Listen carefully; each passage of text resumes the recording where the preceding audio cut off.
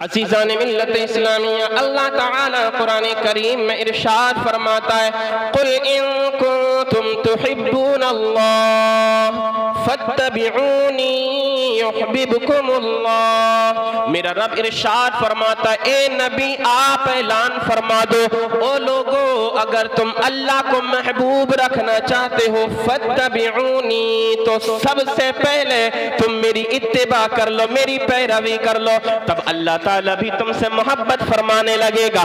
اے نبی کے پیارے دیوانوں، اللہ کا کلام اپنی نظروں کے سامنے رکھو، رب کا فرمان اپنے ذہنوں میں رکھو، اور نبی کریم علیہ السلام کی زندگی، نبی کے صحابہ کی زندگی کو دستور عمل بناؤ۔ میرے آقا علیہ السلام سے رب تعالیٰ نے ارشاد فرمایا اے نبی آپ اعلان کرو، تب اللہ کا فرمان ہوتا ہے اے لوگو اگر تم چاہتے ہو رب تعالیٰ سے محبت کرنا، اپنے پروردگار عالم سے محبت کرنا، تو رب تعالیٰ سے محبت تم ڈائریکٹ نہیں کر سکتے بلکہ تم کو میری پیروی کرنی ہوگی۔ جب تم میری پیروی کرنے لگو گے اللہ تعالیٰ تم سے محبت فرمانے لگے گا۔ قسم خدا کی جب ہم اللہ کے اس کلام کو پڑھتے ہیں، رب تبارک و تعالیٰ کے کلام کو پڑھنے کے بعد ہمارے سامنے یہ بات روز روشن کی طرح ظاہر اور باہر ہو جاتی ہے کہ نبی کے وہ صحابہ کہ جنہوں نے اپنے دلوں کے اندر اپنے پیارے آقا مولا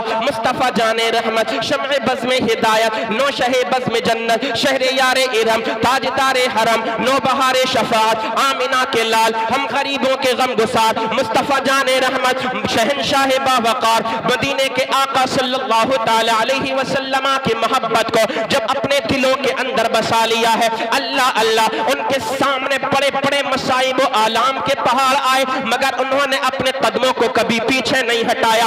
آقا کی محبت جب ان کے دلوں کے اندر پیوست ہو گئی، رب تبارک و تعالیٰ کی محبت جب ان کے دلوں کے اندر رچ اور بس گئی تھی، قسم خدا کی بڑی بڑی باطل طاقتوں سے ٹکرا گئے۔ جب یہ نبی کے صحابہ آقا علیہ السلام کی محبت کو لے کر کے کسی میدان میں نکلا کرتے تھے، ادھر نعرہ تکبیر لگایا کرتے تھے، اللہ تعالیٰ میدان کو کامیاب فرما دیا کرتا تھا، فتح و کامیابی ان کا مقدر بن جایا کرتے تھے۔ اور اے نبی کے پیارے دیوانوں سنو سنو، جب ان نبی کے صحابہ نے اپنے آقا کی محبت کو اپنے دل کے اندر جلوگر کیا تو کوئی ابو بکر آیا تو صداقت کا تاجدار بن گیا، جب نبی کی محبت کو دل کے اندر بسایا تو عمر آیا تو فاروق اعظم بن گیا، جب آقا کی محبت کو دل کے اندر بسایا عثمان آیا تو ذوالنورین عثمان غنی بن گیا، جب آقا کی محبت کو دل کے اندر بسایا علی آئے تو حیدر کرار مولائے کائنات بنا دیے گئے۔ یہ آقا کی محبت ہے جب دل کے اندر بسا لیتا ہے اللہ کا جو بندہ، مولا تعالیٰ دنیا میں بھی کامیابیاں عطا فرماتا ہے، میدان محشر میں بھی کامیابیاں عطا فرمائے گا۔ نعرہ تکبیر، نعرہ رسالت، مسلک اعلی حضرت، جشن شادی خانہ آبادی زندہ باد زندہ باد۔ حضرات محترم، آج زمانے کے ماحول کو دیکھیں، خطرناک دور رہا ہے، فتنوں کا دور رہا ہے، لوگ صحابہ کو گالیاں بکتے، معاذ اللہ صد بار معاذ اللہ، نبی کے ان صحابہ کو گالیاں بکا کرتے ہیں کہ جنہوں نے اپنی پوری زندگی مصطفیٰ کی سنت کی اتباع میں گزار دی، آقا سے محبت کرتے ہوئے گزار دی، رب تبارک و تعالیٰ کی عبادت میں گزار دی۔ اگر مذہب اسلام کے لیے مال کی بات آئی تو مالوں کو قربان کر دیا، اولاد کی بات آئی تو اولاد کو قربان کر دیا، یہاں تک کہ اپنی جانوں کی بازی لگانے کی بات آئی، اپنی جانوں کی بھی قربانیاں رب کی بارگاہ میں پیش کر دی۔ اور انہوں نے ایک سے ایک زبان اپنی تھی، ان کی ایک زبان تھی جو تمام دنیا والوں کو دیتے تھے، تمام دنیا والوں کے سامنے وہ پیغام دیا کرتے تھے، او لوگوں سنو سنو، میں مصطفیٰ کے جان میں محبت کا مست ہوں، میں مصطفیٰ کے جان میں محبت کا مست ہوں، یہ وہ نشہ نہیں جس ترشی اتار دے۔ سبحان اللہ سبحان اللہ. اور آپ جاننا چاہتے ہو، سننا چاہتے ہو صحابہ کی محبت کیسی تھی مدینے والے مصطفیٰ سے؟ حضرت علامہ فخر الدین رازی تفسیر کبیر کے اندر بیان فرماتے میرے آقا مصطفیٰ جان رحمت شمع بزم ہدایت مصطفیٰ کریم علیہ السلام نے ایک مرتبہ اپنی انگوٹھی مبارک حضرت سیدنا ابو بکر صدیق جو خلیفہ بلا فصل ہے، خلیفہ اول ہے، اللہ اللہ بڑی خوبیوں کے حامل ہے، حضرت ابو بکر صدیق کو عطا فرمائی اور ارشاد فرمایا اے ابو بکر سنو سنو، یہ میری انگوٹھی ہے، بازار جاؤ اور اس انگوٹھی پر لا الہ الا اللہ لکھوا کر لاؤ. سبحان اللہ سبحان اللہ ماشاءاللہ ماشاءاللہ. فرمایا یہ میری انگوٹھی ہے، جائیے اور اس پر لا الہ الا اللہ لکھوا کر لائیے. بیان کرنے کا مقصد یہ ہے جو نبی کی محبت کو دل میں بسا لیتا ہے اس کا مقام اور مرتبہ نبی اور خدا کی بارگاہ میں کتنا بڑا ہو جایا کرتا ہے. اللہ اللہ جناب سیدنا ابو بکر صدیق رضی اللہ تعالیٰ عنہ جو نبی کے سب سے پہلے خلیفہ ہیں، افضل البشر بعد الانبیاء بالتحقیق جن کی شان ہے. اللہ اللہ حضرت ابو بکر صدیق اپنے آقا کی انگوٹھی مبارک لے کر کے بازار کی طرف چلے ہیں. جب گئے کندہ کرنے کے پاس، کروان کرنے والے کے پاس، کچھ پر نقش کرنے والے کے پاس، تو جا کر کے ارشاد فرمانے لگے اے کندہ کرنے والے، اے لکھنے والے، سن سن، یہ میرے آقا کی انگوٹھی مبارک ہے، یہ مدینے والے مصطفیٰ کی انگوٹھی ہے، اس پر ایک طرف لکھ دے لا الہ الا اللہ اور دوسری طرف لکھ دے محمد رسول اللہ. سبحان اللہ سبحان اللہ. آقا نے کیا فرمایا تھا کہ لا الہ الا اللہ صرف اتنا لکھوا کر کے لاؤ، اللہ تعالیٰ کا نام لکھوا کر کے لاؤ. مگر قربان جاؤ حضرت ابو بکر صدیق کی محبت پر. عزیزان ملت اسلامیہ آج کچھ لوگوں کو برا لگتا ہے، معاذ اللہ حضرت ابو بکر صدیق کی توہین کیا کرتے ہیں. میں کہا کرتا ہوں او لوگوں تمہیں مقام ابو بکر صدیق معلوم نہیں ہے، حضرت عمر فاروق اعظم کا مقام اور مرتبہ معلوم نہیں ہے، حضرت عثمان غنی کا مقام اور مرتبہ تم کو معلوم نہیں ہے، حضرت مولا کائنات مولا علی کا مقام اور مرتبہ تم کو معلوم نہیں ہے. سنو سنو، جناب سیدنا ابو بکر صدیق رضی اللہ تعالیٰ عنہ نے فرمایا ایک طرف لکھ دے لا الہ الا اللہ، دوسری طرف لکھ دے محمد رسول اللہ. لکھنے والے نے لکھ دیا پورا کلمہ اللہ اللہ. آپ لکھوا کر کے واپس لے کر کے آئے، مصطفیٰ کریم کی بارگاہ میں لا کر کے پیش کر دیا، میرے آقا علیہ السلام کی خدمت میں پیش کر دیا ہے انگوٹھی کو. نبی نے ملاحظہ فرمایا، نبی نے ارشاد فرمایا دیکھا تو کیا دیکھتے ہیں، ایک طرف لکھا ہوا ہے لا الہ الا اللہ یعنی اللہ کا نام لکھا ہوا ہے، اور ایک طرف نبی کا نام لکھا ہوا ہے، اور ایک طرف حضرت ابو بکر صدیق کا نام لکھا ہوا ہے. سبحان اللہ ماشاءاللہ ماشاءاللہ ماشاءاللہ. نبی کے صحابی یار غار مصطفیٰ افضل البشر بعد الانبیاء بالتحقیق، تمام نبیوں کے بعد انسانوں میں سب سے بڑا مقام اور مرتبہ رکھنے والے نبی کے پہلے صحابی حضرت ابو بکر کا نام بھی انگوٹھی پر لکھا ہوا ہے. میرے آقا نے دیکھا، دیکھنے کے بعد ارشاد فرمایا اے ابو بکر میں نے تو تم سے کہا تھا اللہ کا نام لکھوا کر کے لے کر کے آنا، مگر تم نے میرا بھی نام لکھوا دیا ہے. میرا نام لکھوایا چلو ٹھیک ہے، مگر ساتھ میں تم نے اپنا بھی نام لکھوا دیا ہے. ابو بکر صدیق عرض کرنے لگے آقا یہ غلام آپ کا آپ سے اتنی محبت کرتا ہے، آقا یہ غلام آپ کا آپ سے اتنا پیار کرتا ہے کہ یہ ابو بکر کی محبت کو گوارا نہ ہوا، ابو بکر کی خیرت کو گوارا نہ ہوا کہ اللہ کا نام ہو رسول اللہ کا نام نہ ہو. یا رسول اللہ اللہ کے نام کے ساتھ آپ کا نام میں نے لکھوایا ہے. آقا فرمانے لگے تمہارا نام کیسے لکھا، اپنا نام کیوں لکھوایا ہے؟ تو اتنے میں طائر سدرہ بلبل سدرہ حضرت جبریل امین خدا کا پیغام لے کر کے آ گئے. عرض کرنے لگے یا رسول اللہ ابو بکر نے اپنا نام نہیں لکھوایا ہے بلکہ اللہ کے حکم سے میں نے ابو بکر کا نام آپ کے نام کے ساتھ لکھا ہے. جب ابو بکر کی محبت کو یہ گوارا نہیں کہ اللہ کے نام سے آپ کا نام جدا ہو، تو پھر اللہ کو بھی یہ گوارا نہیں آپ کے نام سے ابو بکر کا نام جدا ہو جائے. سبحان اللہ، نعرہ تکبیر، نعرہ رسالت، مسلک اعلی حضرت، فیضان اعلی حضرت، اصلاح معاشرہ کانفرنس زندہ باد زندہ باد زندہ باد زندہ باد۔ بات کرتے ہیں دنیا بھر کی، شان صحابہ دیکھو، شان خلیفہ دیکھو۔ اللہ اللہ، جبریل امین نے پیغام دیا، اور تفسیر کبیر کا حوالہ ہے جلد نمبر 1 کے اندر امام فخر الدین رازی نے اس روایت کو نقل کیا ہے۔ اللہ اکبر۔ جبریل امین نے پیغام دیا، اے جبریل، ابو بکر کی جب محبت کو یہ گوارا نہ ہوا کہ آپ کا نام خدا کے نام سے جدا ہو جائے، تو پھر اللہ عز و جل بھی ابو بکر کی محبت کی قدر فرماتا ہے۔ رب نے بھی یہ نہیں چاہا کہ آپ کے نام سے ابو بکر کا نام جدا ہو جائے۔ تو کون لوگ ہیں جو ابو بکر کے نام کو نبی کے نام سے جدا کرنا چاہتے ہیں؟ ان کو سمجھنا ہوگا عزیزان ملت اسلامیہ، یہ میرے آقا علیہ الصلوۃ والسلام کے وہ صحابہ ہیں کہ جنہوں نے اپنی پوری کی پوری زندگی آقا کی محبت میں صرف کر دی، مصطفیٰ کریم علیہ السلام کی سنتوں کی اتباع میں صرف کر دی ہے۔ اے نبی کے پیارے دیوانوں، اب آپ ذرا اندازہ تو لگائیے کتنا بڑا مقام اور مرتبہ ہے حضرت سیدنا ابو بکر صدیق رضی اللہ تعالی عنہ کا، کہ رب تبارک و تعالی حضرت مصطفیٰ جان رحمت صلی اللہ علیہ وسلم کے نام کے ساتھ حضرت ابو بکر صدیق کا نام لکھوا رہا ہے۔ اب آپ آگے چلیے، جب حضرت ابو بکر صدیق خلیفہ بنے،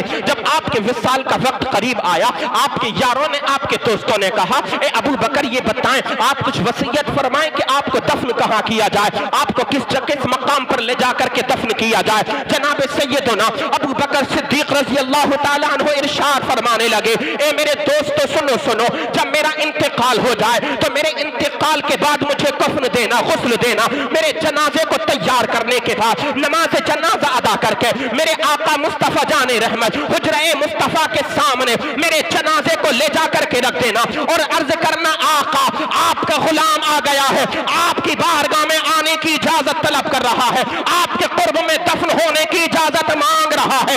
اگر دروازہ کھل جائے، مصطفیٰ جان رحمت کے روضہ اقدس کا دروازہ کھل جائے تو مجھ کو نبی کے پہلو میں دفن کر دینا، ورنہ جنت البقیع کے اندر دفن کر دینا۔ روایات کے اندر آتا ہے، اسی مطابق حضرت ابو بکر کے جنازے کو تیار کر دیا گیا۔ جب آپ کا جنازہ لے کر کے چلے ہیں، نبی کی بارگاہ میں پیش کر دیا، عرض کی، آقا ابو بکر کا انتقال ہو گیا، آپ کی بارگاہ میں دفن ہونے کی اجازت مانگتے ہیں۔ تو قبر انور سے آواز آئی، او لوگوں انتظار کس بات کا کر رہے ہو؟ ایک دوست کو دوست سے ملا دو، کیونکہ دوست اپنے دوست سے ملاقات کا مشتاق ہے۔ سبحان اللہ، سبحان اللہ، ماشاءاللہ ماشاءاللہ ماشاءاللہ۔ حضرت ابو بکر صدیق رضی اللہ تعالی عنہ قبر انور سے مصطفیٰ جان رحمت صلی اللہ علیہ وسلم نے اجازت عطا فرمائی، آپ قربان تو جاؤ ان کے مقام اور مرتبے پر۔ اللہ اللہ، آواز آئی، ایک دوست کو دوست سے ملا دو، کیونکہ دوست سے ملاقات کا مشتاق ہے۔ اللہ اللہ، یہ میرے آقا حضرت ابو بکر صدیق ہیں، غار میں ہیں، تو پھر میرے آقا علیہ السلام کے ساتھ ہیں۔ جب میرے آقا نے اعلان نبوت فرمایا، لوگوں کے اندر آپس میں جو ہے تفرقہ بازی ہو گئی۔ عزیزان ملت اسلامیہ، بھائی سے نفرت کرنے لگا، گھر کے اندر جھگڑا ہے، باپ بیٹے کے درمیان جھگڑا ہو گیا، مگر ابو بکر صدیق رضی اللہ تعالی عنہ وہ جوان ہیں کہ جنہوں نے سب سے پہلے کلمہ پڑھا تھا اور عرض کی تھی، آقا اگر آپ نبی ہونے کا اعلان کر رہے ہیں تو کوئی چاہے اللہ کا رسول آپ کو مانے یا نہ مانے، مگر ابو بکر ہے کہ سب سے پہلے آپ کا کلمہ پڑھ رہا ہے اور اسلام کی آغوش میں آ رہا ہے۔ آقا ابو بکر کی غلامی کو اپنی بارگاہ میں قبول فرما لیجیے۔ اللہ اکبر، اللہ اکبر۔ ایک بات میں آپ کو اور بتا دوں، جس انسان کی مٹی جہاں کی ہوتی ہے، جس مٹی سے وہ بنا ہوتا ہے، جس جگہ کی مٹی سے وہ پیدا کیا گیا ہوتا ہے، یہ اللہ کی شان ہے، جب انتقال ہوتا اسی جگہ پر جاتا ہے۔ اور حضرت ابو بکر اور عمر فاروق اعظم جو صحابہ کرام میں شیخین کا درجہ رکھتے ہیں، ان کی شان کیا ہے؟ داہنی جانب حضرت ابو بکر صدیق آرام فرما رہے ہیں اور بائیں پہلو میں اللہ اللہ حضرت عمر ابن خطاب آرام فرما رہے ہیں۔ آپ قربان تو جائیے ان کے مقام اور مرتبے پر، جہاں کی مٹی ہوتی ہے وہیں پر جاتے ہیں، وہیں پر دفن دفن کیا جاتا ہے۔ اب حضرت عمر فاروق اعظم اور حضرت ابو بکر صدیق رضی اللہ تعالیٰ عنہ کا حضور کے بغل میں دفن ہونا اس بات کی دلیل ہے کہ حضرت ابو بکر کو جو پیدا کیا گیا ہے وہ نبی کے قرب خاص کی مٹی سے پیدا کیا گیا ہے، اور حضرت عمر فاروق اعظم کو بھی آپ کے قرب والی مٹی سے پیدا کیا گیا ہے۔ اس لیے آج بھی دونوں میرے آقا علیہ الصلوۃ والسلام کی خدمت میں حاضر ہیں اور حضور کے ساتھ حجرے مبارکہ میں آج بھی آرام فرما رہے ہیں۔ اور اعلیٰ حضرت امام عشق و محبت تو اس کا منظر اس طرح سے کھینچتے ہیں، محبوب رب عرش ہے اس سبز قبے میں، محبوب رب عرش ہے اس سبز قبے میں، پہلو میں جلوہ گاہ عتیق عمر کی ہے، پہلو میں جلوہ گاہ عتیق عمر کی ہے۔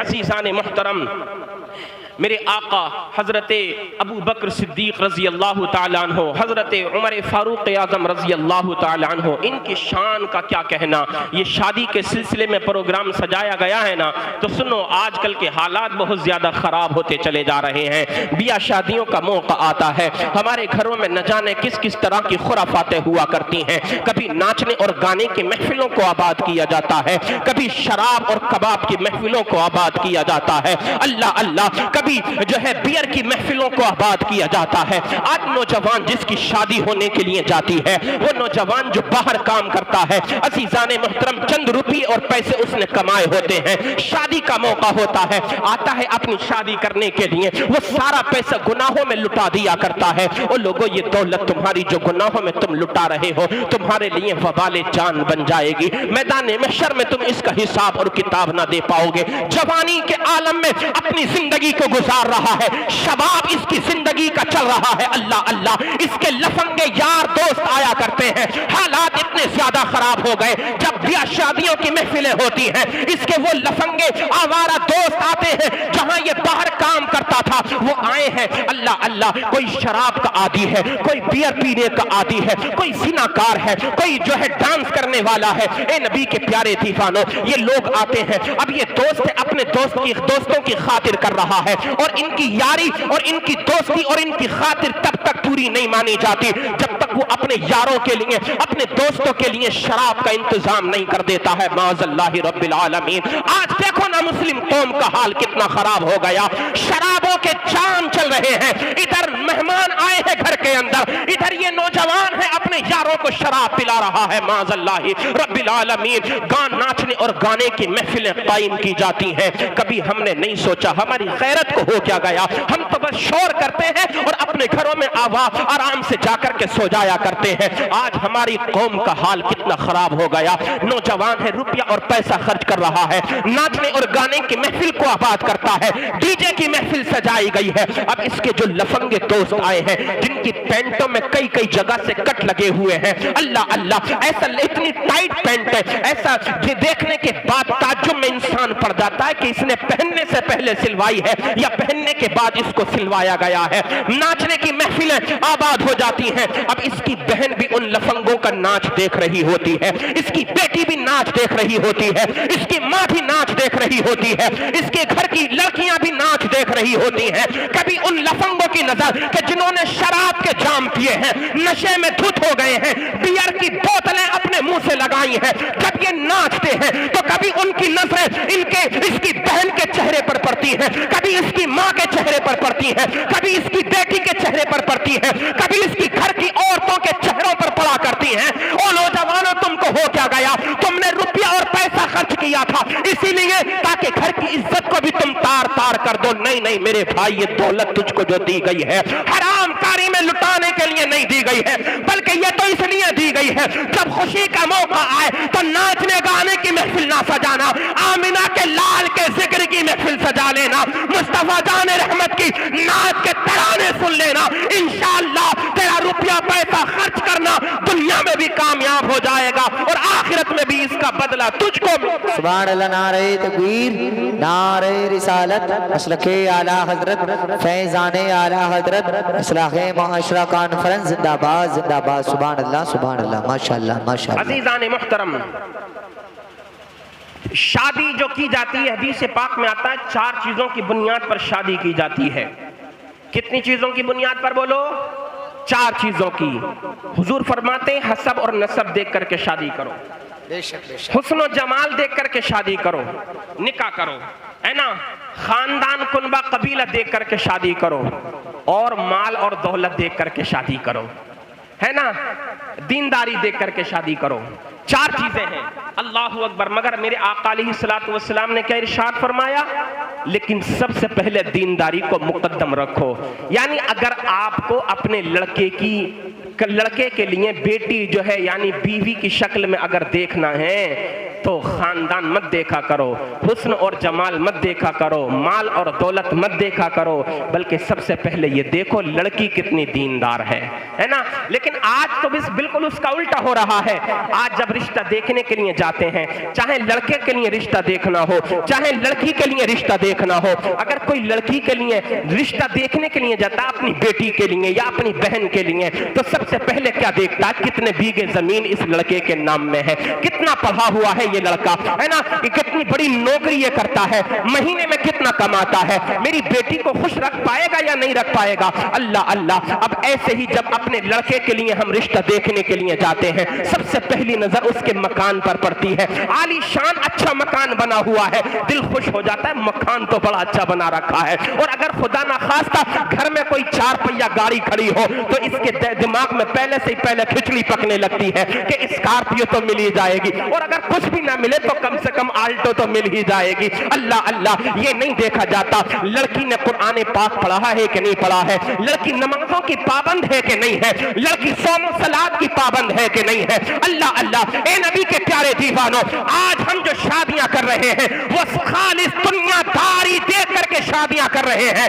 آج اسی لیے ہماری قوم کے اندر بگاڑ پیدا ہو رہا ہے۔ جب ہم جاتے ہیں اپنے لڑکے کا رشتہ دیکھنے کے لیے تو غریبوں کی بیٹیاں کہ جن کی سسیاں بن رہی ہیں، اللہ کی رحمت کو پکارتی ہیں، جو نمازی ہیں، قرآن کی تلاوت بھی کرتی ہیں، انہوں نے اپنی عزت کو سنبھال کر کے بھی رکھا ہے، وہ اللہ کی رحمت کو پکارتی ہے، مولا کوئی نیک رشتہ بھیج دے۔ مگر یہ زمین والے مکھیا جی ہیں، یہ چودھری صاحب ہیں، یہ گاؤں کے پردھان ہیں، یہ جا رہے ہیں تو ان کی نظر اس بات پر نہیں ہے کہ کسی غریب کی بیٹی کو اپنی بیٹی بنا کر کے اپنے بیٹے کے لیے گھر میں لے کر کے آ جاؤں، نہیں، یہ تو دیکھتے ہیں کہ میرے بیٹے کے پاس کار ہے تو اس کو اس سے بڑی کار ملنی چاہیے، میرے بیٹے کے پاس اگر 10 بیگھے زمین اس کے نام میں آ رہی ہے تو کم سے کم میرے بیٹے کے سسر کے حصے میں کم سے کم 100 بیگھے کا جوتا ہونا چاہیے۔ جاتے ہیں، یہ نہیں دیکھا دیندار کتنی ہے، لے کر کے آ گئے۔ اب وہ آتی ہے کہ جس نے ناز و نخرے کے ساتھ اپنے گھر میں زندگی گزاری ہوتی ہے،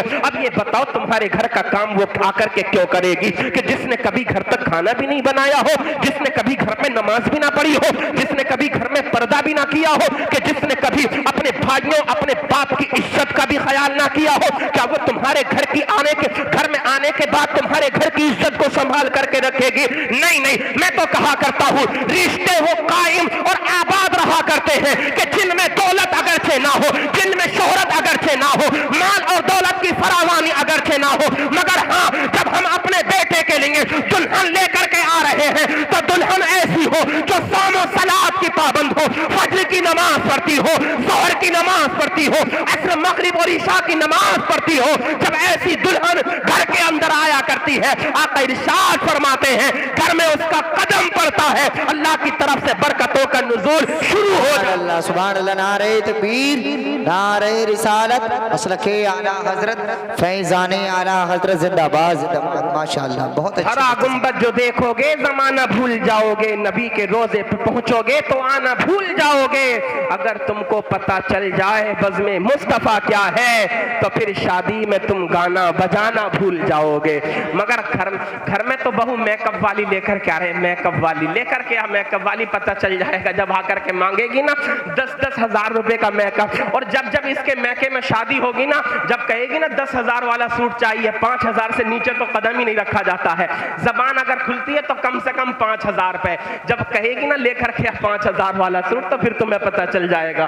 دیندار لڑکی ہوتی ہے نا تو اس کو اپنی عزت کا بھی خیال ہوتا ہے، اپنے بھائیوں کی عزت کا بھی خیال ہوتا ہے، اپنے باپ کی عزت کا بھی خیال ہوتا ہے۔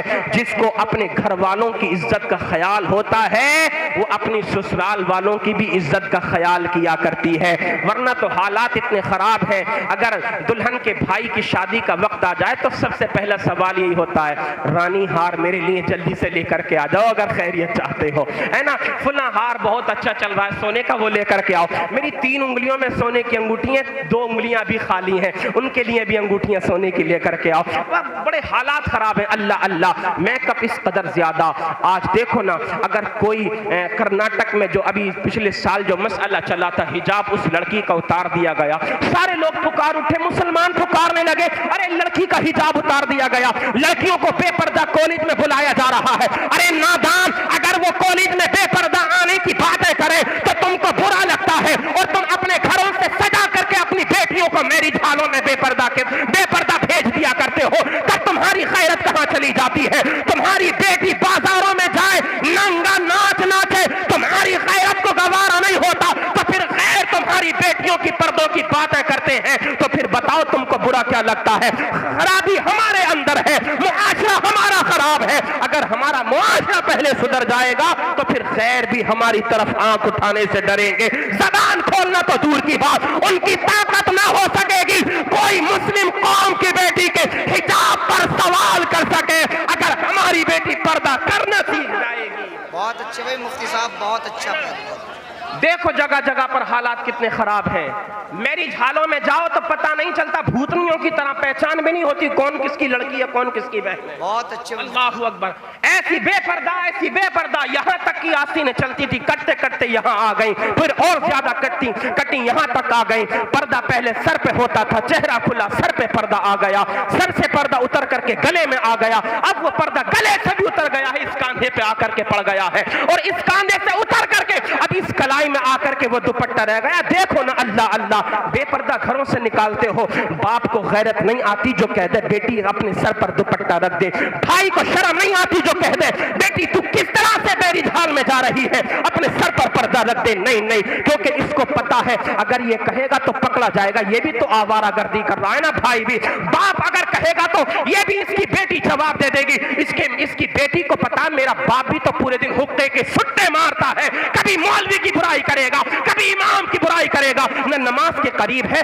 نہ اللہ کی عبادت کے قریب ہے، نہ عشق مصطفیٰ دل کے اندر موجود ہے، نہ کبھی قرآن کی تلاوت کرتا ہے، نہ نماز کی کبھی پابندی کیا کرتا ہے، کیونکہ اس کو بھی تو پتا ہے، اس کو بھی تو دنیا داروں کی اور لوگوں کی غیبت کرنے کا مزہ پڑ چکا ہے۔ یہ بھی نہیں کہے گا، یہ بھی باہر بیٹھ کر کے غیروں کی بیٹیوں کو تار تار کرتا ہے، ان کی عزتوں کو تار تار کرتا ہے، ان کو بے پردہ جاتا ہوا دیکھتا ہے، اس کو بھی مزہ آتا ہے۔ جب وہ اپنے گھر کے مردوں کو دیکھتی ہے تو پھر وہ بھی وہی عمل کرنا شروع کر دیا کرتی ہے۔ میرے بھائیوں، میں تم سے کہتا ہوں، اپنی بہنوں پر پابندیاں بعد میں لگانا، پہلے تم نبی کے سچے غلام بن جاؤ۔ میرے بھائیوں، آپ نبی کے سچے عاشق بن جاؤ، شریعت مصطفیٰ پر عمل کرنے والے تم بن جاؤ گے تو مجال نہیں ہے تمہاری بہن بیٹی گھر سے بے پردہ نکل سکے، تمہاری ماں گھر سے بے پردہ نکل سکے۔ جب بیٹا نمازی ہوتا ہے، جب بیٹا قرآن کا قاری ہوتا ہے، جب بھائی قرآن کا حافظ ہوتا ہے، تو ہم نے ان گھروں کو دیکھا ہے، اس گھر کی بیٹیاں جب نکلتی ہیں تو حجاب کے ساتھ نکلا کرتی ہیں، جس کا بھائی قاری قرآن ہو اس کی بہن نکلتی ہے تو پردہ اوڑھ کر کے نکلا کرتی ہے۔ تم آوارہ بن گئے، تمہاری بہنیں آوارہ بن گئی۔ کہتا بیٹیاں بگڑ گئیں۔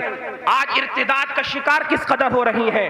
جب دیکھو اخبار میں روز نئی کٹنگ، فلاں جگہ پر اس مسلمان لڑکی نے غیر کے ساتھ شادی کر لی، وہ مسلم لڑکی غیر کے ساتھ بھاگ گئی۔ کیوں ہوا؟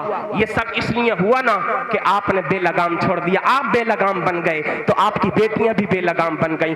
آپ خود پہلے سدھر جاؤ تو پھر انشاءاللہ بیٹیاں خود بخود سدھرنا شروع ہو جائیں گی، ہے نا۔ آج ہم یہی رونا روتے ہیں، مسلم بیٹیاں اس کے ساتھ جا رہی ہیں، اس کے ساتھ نکاح کر لیا، اس کے ساتھ نکاح کر لیا۔ تم بتاؤ 3-3 4-4 بجے تک موبائل پہ کس سے باتیں کیا کرتے ہو؟ بولو۔ تمہاری بہن تم کو گھر میں نہیں دیکھتی، بھائی جاگ رہا ہے، موبائل چلا رہا ہے، چیٹنگ ہو رہی ہے، تمہاری ماں نہیں دیکھتی تم کو، سب دیکھتے ہیں لیکن نظر انداز کرتے ہیں۔ جب تمہارا چلن اچھا ہوگا تبھی تو تمہاری بہن کا چلن اچھا ہوگا۔ کہ تو بیٹیاں بگڑ رہی ہیں، بیٹیاں بگڑ رہی ہیں. ارے تم تو پہلے خود تو سدھر جاؤ. تم کتنے سدھرے ہو یہ بتاؤ, ہے نا. تم سدھر جاؤ گے تو بہن اور بیٹیاں خود بخود سدھرتی ہوئی نظر آئیں گی. وقت کی قلت ہے. استغفر اللہ ربی من کل ذنب واتوب الیہ. تمامی حضرات کلمہ شریف پڑھیں, لا الہ الا اللہ محمد رسول اللہ صلی اللہ علیہ وسلم. وآخر دعوانا ان الحمد للہ رب العالمین. انشاءاللہ پھر کبھی ملاقات ہوگی مکمل.